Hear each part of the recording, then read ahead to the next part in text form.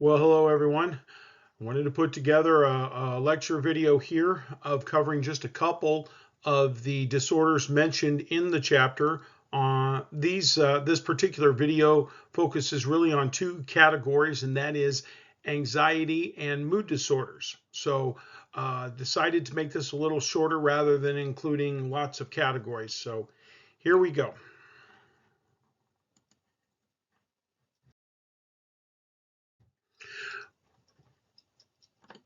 When it comes to anxiety disorders, basically, one of the things I like to do is to define terms, and that is no different here. So, the definition that I want to give you for anxiety disorders is as follows. An anxiety disorder basically is highly elevated levels of three things: nervousness, okay, worry, and tension. Those three things: highly elevated levels of nervousness, worry, and tension. And one of the things that need to keep in mind as we're defining this here is the fact that we all get nervous, we all get worried, we all get tense. Uh, Really, what defines a disorder is, does it interfere with your ability to function? Or does it interfere with your ability to function when the situation arises? And I'll explain that here in just a moment. So just because we get nervous and worried doesn't mean we have an anxiety disorder. If we get nervous and worried and it's so intense that it keeps us from doing our job, going to school, going about our regular lives, then that can be a problem. So as far as different types of anxiety disorders, there are quite a few. I just want to hit a couple of them here. The first one I want to mention are phobias. A phobia is an irrational fear, where if you can see it here, your fear level is down here, okay, but your anxiety level is much higher, much higher. That it's hard to show it, but you're much more frightened of something than you really need to be. That is the definition of a phobia: a fear of heights, a fear of closed places, a fear of dirt, a fear of water. Lots and lots of different phobias that are out there. All right. Phobias are learned. Phobias are learned. They are not the result of neurotransmitter imbalance. They are not the result of genetics and heredity. They are learned. And what you're going to find is, if they can be learned, they can be unlearned. All right. Phobias is one of those examples. Let me say this as well, that how severe it is: mild, moderate, or severe. Does it interfere with your ability to function on a daily basis? And the answer may be no, because you don't deal with that phobia on a daily basis. But then sometimes you get situations where, maybe on occasion you are required to go into a high building and you just find yourself unable to do it because you've got a fear of heights. You don't do that very often, but when you do, it's overwhelming the fear. So that unfortunately can count as a disorder, a phobic disorder as well. But remember, there's mild levels, there are moderate levels, and then there are severe levels. We also speak of panic attacks. Panic attacks are as follows: they are sudden, they can be sudden, irresistible, hard to fight off, sense of dread or fear that something bad is about to happen. I've often used the example of the student. I was told this story once of 4 or 5 girls getting ready to go on a spring break trip, planned it for some 6 months, was going to fly nonstop to Miami, Florida, Fort Lauderdale. And when they arrived at the airport here in town, one of them had a panic attack and was just overwhelmed by a sense that that plane was going to crash. We can't get on that plane. That plane is not going to make it. Something bad's about to happen. And the other girls tried to talk her out of it, but she was absolutely adamant in her panic attack that something bad was about to happen. And so I believe of the 6 girls, 1 stayed behind, 4 went on the trip, boarded the plane, and then that's 5. And the 6th one was the one having the panic attack. And the plane took off, and the plane landed safely, some 3 hours later. and there was no plane crash. That was not a premonition of the future. It was a panic attack. And what was sad was that the gal that stayed behind, as well as the one with the panic attack, who had been part of the planning of this trip for 6 months, never got to go on their spring break trip. Okay, so sudden, irresistible sense of dread, sense of something bad about to happen. That's what we're talking about. A lot of panic attacks respond sort of the same way that your car might respond when your car suddenly shifts and the engine revs real high. Maybe you start up a hill and suddenly you look at the RPMs and the engine shifts into a higher gear and you maybe tap the brake or get big eyes. What just happened? The human body can sort of do the same thing. It will go from a parasympathetic state to a sympathetic state, and your brain is trying to make sense why your body jumped into this higher gear. And so the result is a panic attack. We also speak of what are called post-traumatic stress disorders, PTSD. And when we think of post-traumatic stress disorders, we usually think of someone who has served in the military. If you need, go back and watch one of the lecture videos on classical conditioning. All right? Go back and watch one of the lecture videos on classical conditioning, because that is what a post-traumatic stress disorder is. A person turns around and is exposed to a very frightening incident, okay? Maybe a life-threatening incident. And the result is fear and anxiety. Somewhere in the future, there is a similar stimuli that occurs that reminds them of that moment, and the body reacts accordingly, and they feel themselves overwhelmed with a sense of fear or dread. For example, a soldier is in a firefight, gunfire, people being shot, bullets, flying past, and they're scared, of course. And maybe, they survive that, but months, if not years later, they hear sounds that remind them, or elements that remind them of that firefight, and their body goes into that automatic, classically conditioned response of being panicked, and when there's no reason to. Post-traumatic stress disorder can happen to a lot more than just men and women who are veterans. It can also occur to people who are victims of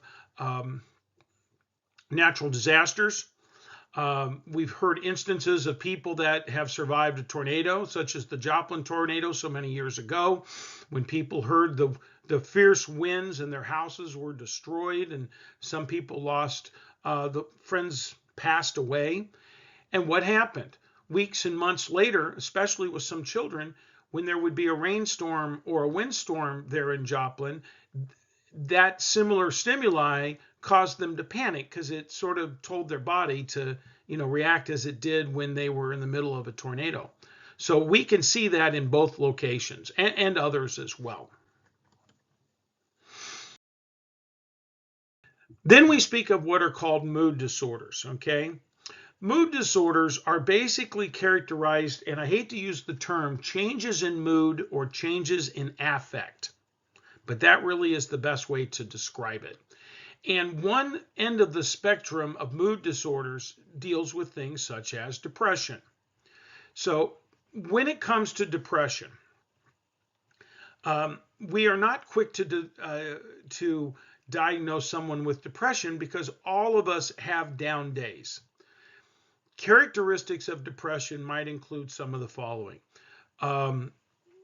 feelings of helplessness, feelings of hopelessness for the future, a lack of energy, always tired, inability to focus. You can have, you sleep all the time or you don't sleep at all. Loss of appetite, loss of friends. You're not interacting with people as you once did. All of these and many, many more are symptoms of this. Grade changes as kids are no longer, and teenagers and people are no longer interacting with the people they normally do. Their motivation is waning. Typically, clinical psychologists need to see a number of these symptoms before they're going to diagnose someone with clinical depression. I've heard it said that you need to show at least 4 or more of these symptoms, and you need to show them for a while. Just a day or two is not enough. I've heard, a month or longer, 30 days or longer, depending upon the circumstance, because people can have a bad day or a couple of days or a bad week, but that doesn't mean they're suffering from clinical depression.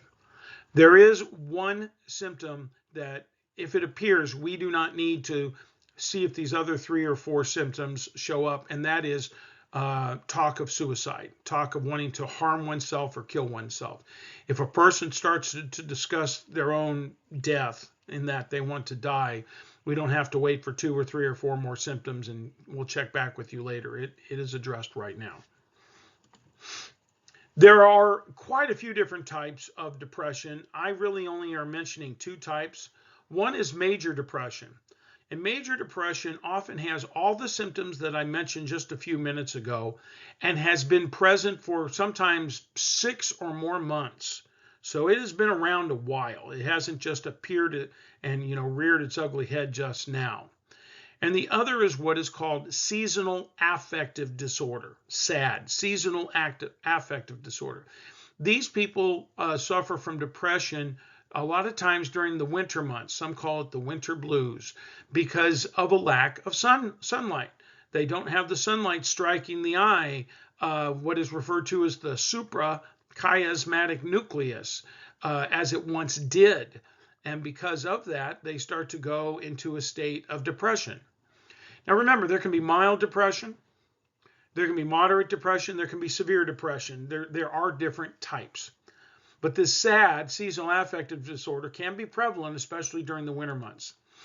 This here is a chart showing the percentage of individuals who are suffering from depression, that their depression is due to seasonal affective disorder.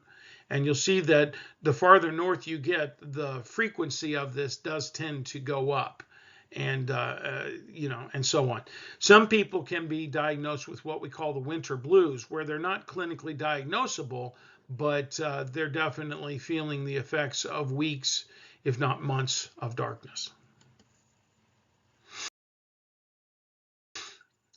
So in addition to this element here of seasonal affective disorder, we can also talk about things at the other end of the spectrum, and that is mania.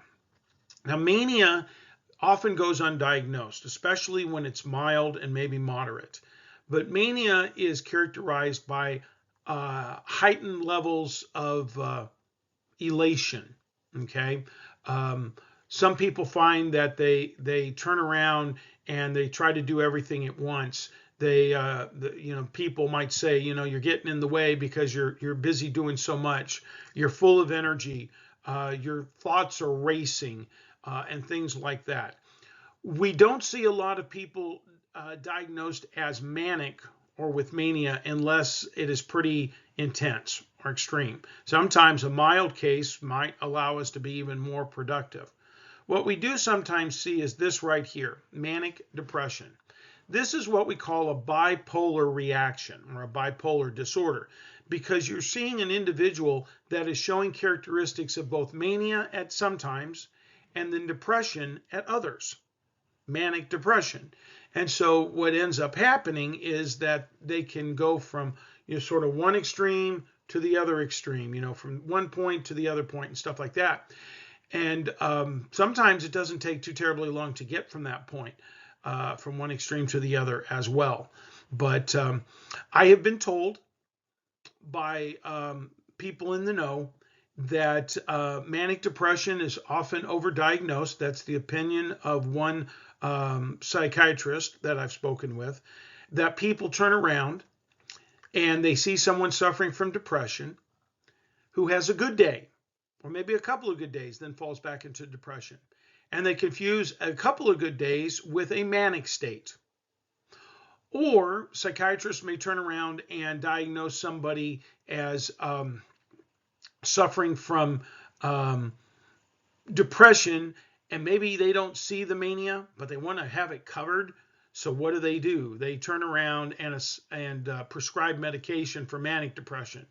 And that's their way of saying, you know, I haven't seen a lot of manic behavior, but it might be there. So I'm just going to go ahead and give them a bipolar medication instead of a antidepressive medication, just to cover the bases. So I've heard it said that it gets diagnosed way too much. All right, that's enough for now. Get you started. Do take care. Talk to you soon.